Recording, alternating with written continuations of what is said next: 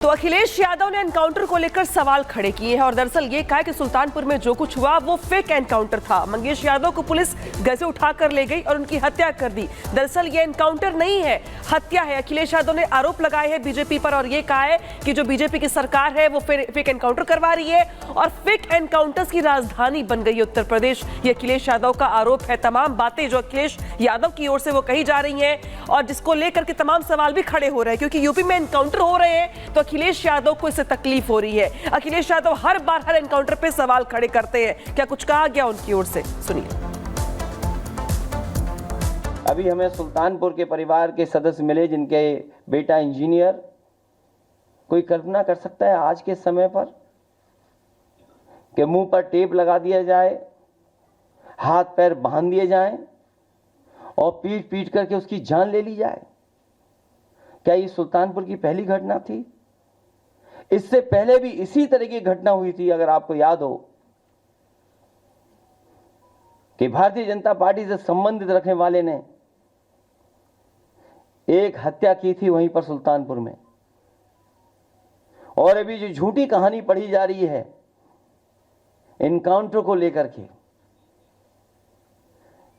कोई ऐसा व्यक्ति नहीं है जो न जानता हो कि भारतीय जनता पार्टी की सरकार में झूठे एनकाउंटर हो रहे हैं, हत्या की जा रही है। जो मंगेश यादव की हत्या हुई है, गांव से लेकर के आसपास के लोग जानते हैं कि पुलिस रात में आई थी, उठा ले गई। पुलिस उठा करके लेके गई एसटीएफ। और सोचिए आप कैसी कहानी गढ़ी गई कि उसके पास नया बैग था, अमेरिकन टूरिस्ट बैग बताया गया। और जब बैग खोला गया तो उसमें भी कपड़े नए मिले शोरूम से खरीदे हुए। और जो मोटरसाइकिल मिली, सुनने में आ रहा है कि जो मोटरसाइकिल जिसकी चोरी हुई थी कई दिनों बाद एफआईआर लिखी गई।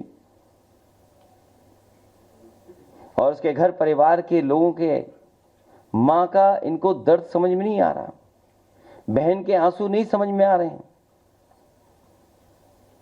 और सोचिए कैसा दिमाग इनका। सरकार ने कैसी होशियारी दिखाई कि चप्पल में इनकाउंटर कर दिया। बताइए आप कैसा दिमाग है इन लोगों का,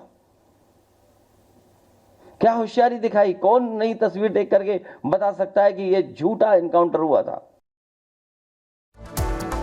तो सुल्तानपुर में जिस एनकाउंटर को लेकर अखिलेश यादव सवाल उठा रहे हैं उसका सीसीटीवी सामने आ चुका है जो कि यूपी पुलिस की तरफ से जारी किया गया है। वो तस्वीर भी हम आपको दिखाएंगे कि आखिरकार किस तरीके से आरोपी की तस्वीरें इसमें कैद हुई हैं। डकैती का ये पूरा मामला था और इसकी तस्वीर हम आपको दिखा भी रहे हैं। मंगेश यादव जिसके एनकाउंटर को लेकर इस तरीके के बवाल यहां पर मचे हुए हैं, आप देख सकते हैं कि किस तरीके से हथियार के साथ में यहां पहुंचा हुआ था।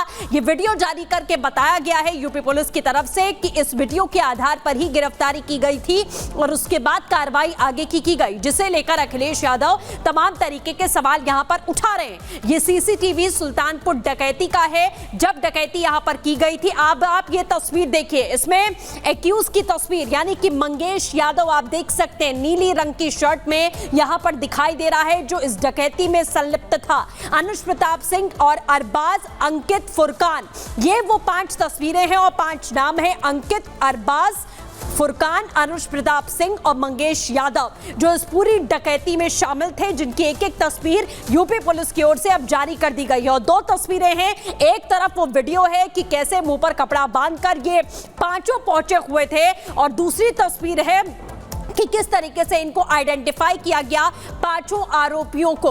और ये जवाब और ये तस्वीर यहां पर जारी की गई है यूपी पुलिस की तरफ से, क्योंकि समाजवादी पार्टी के अध्यक्ष लगातार इस एनकाउंटर पर सवाल उठा रहे हैं। तो एनकाउंटर किसी भी तरीके से कार्रवाई गलत नहीं थी क्योंकि आरोपी मंगेश यादव इस डकैती में संलिप्त था।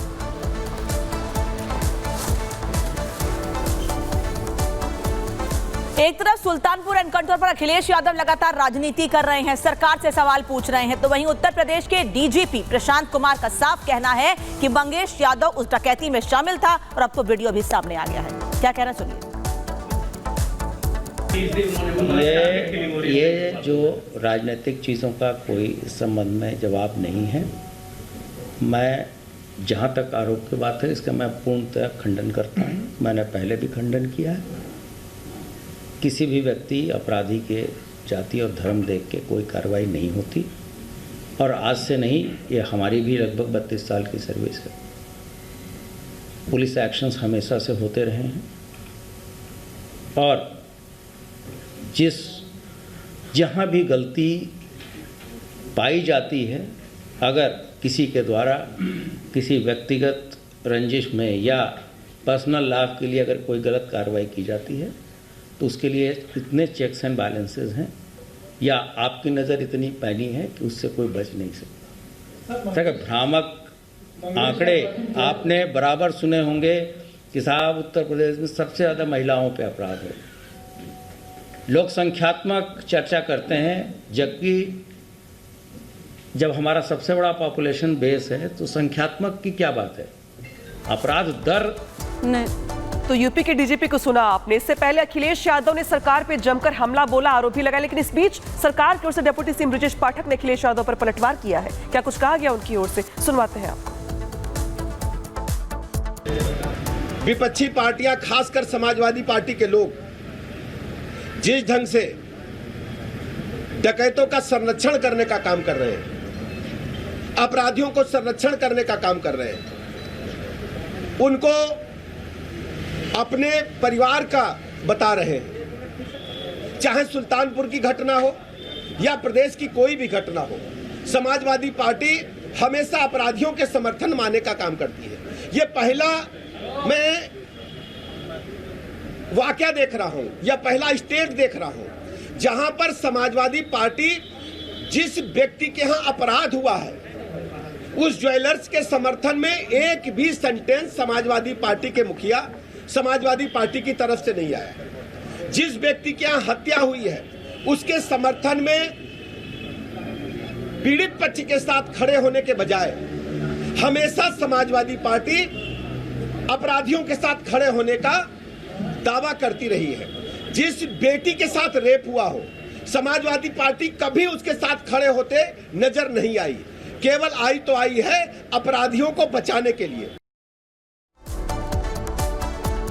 तो एक तरफ अखिलेश यादव कार्रवाई पर सवाल उठा रहे हैं, दूसरी ओर आपको बता दें उत्तर प्रदेश के मुख्यमंत्री योगी आदित्यनाथ माफियाओं पर कार्रवाई कर रहे हैं। मुख्तार अंसारी का जो बचा कुचा साम्राज्य है उसका भी सफाया किया जा रहा है। आपको बता दें इनकम टैक्स की टीम लगातार बड़ी कार्रवाई अवैध संपत्तियों पर करती हुई नजर आ रही है। आपको दिखाते हैं इस रिपोर्ट के जरिए।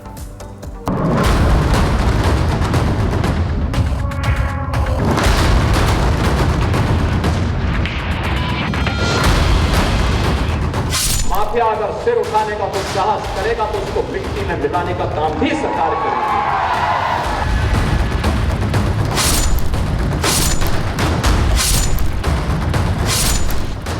यूपी की धरती पर जिसकी तूती बोलती थी, मरने के बाद भी उस माफिया के साम्राज्य की ईंटें उखाड़ी जा रही हैं। गाजीपुर में डॉन मुख्तार अंसारी की 12 करोड़ की बेनामी संपत्ति जब्त कर ली गई। मुख्तार के बेटों की अपील खारिज होने के बाद इनकम टैक्स डिपार्टमेंट ने इस प्रॉपर्टी को सीज कर दिया है। इससे पहले यूपी सरकार ने भी मुख्तार के कई अवैध निर्माण को ध्वस्त कर जमीन को सील कर दिया है। एक वक्त था जब पूर्वांचल की धरती पर मुख्तार अंसारी की इजाजत के बिना पत्ता भी नहीं हिलता था। आरोप है कि मुख्तार ने जहां चाहा जमीनों पर कब्जा किया, जहां चाहा मर्डर कराया, जब चाहे हिंसा और दंगे कराए। लेकिन उसके रसूख के आगे तथाकथित सेक्युलर सरकारें और उनकी पुलिस हमेशा लाचार दिखी। सपा का राज हो या बसपा की सरकार, मुख्तार की हनक में कोई फर्क कभी नहीं पड़ा।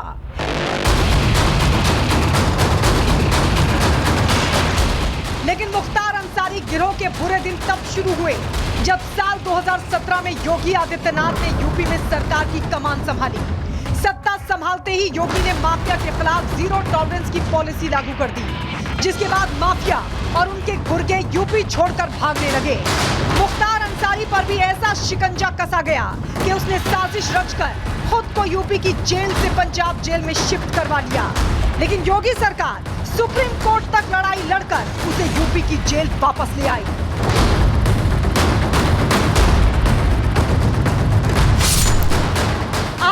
कि क्राइम और पॉलिटिक्स के कॉकटेल से मुख्तार ने सैकड़ों करोड़ कमाए थे। 1996 में बीएसपी के टिकट पर पहली बार विधायक बना। 1996 से 2022 तक लगातार विधानसभा सदस्य रहा। आखिरी बार 2017 में जेल से निर्दलीय विधायक का चुनाव जीता। 2017 में योगी सरकार बनने के बाद उसके बुरे दिन शुरू हो गए। योगी सरकार की सख्त पैरवी से मुख्तार को 7 मामलों में सजा हुई। मुख्तार की करीब 600 करोड़ से ज्यादा की संपत्ति जब्त की गई। मुख्तार गैंग के कई बदमाश भी एनकाउंटर में ढेर कर दिए गए।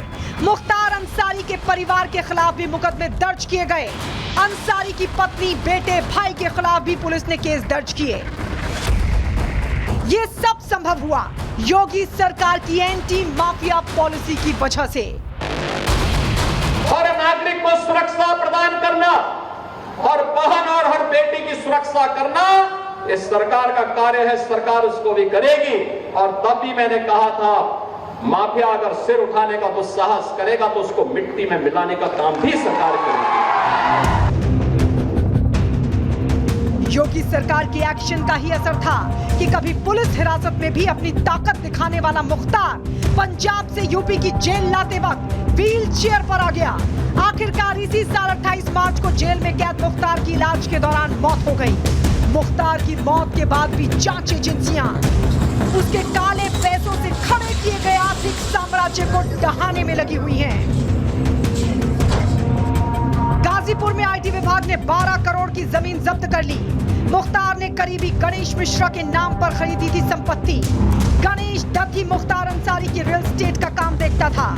आईटी विभाग की जांच में जब्त की गई जमीन बेनामी निकली। जमीन खरीदने में दिए गए चेक का कभी भुगतान ही नहीं किया गया।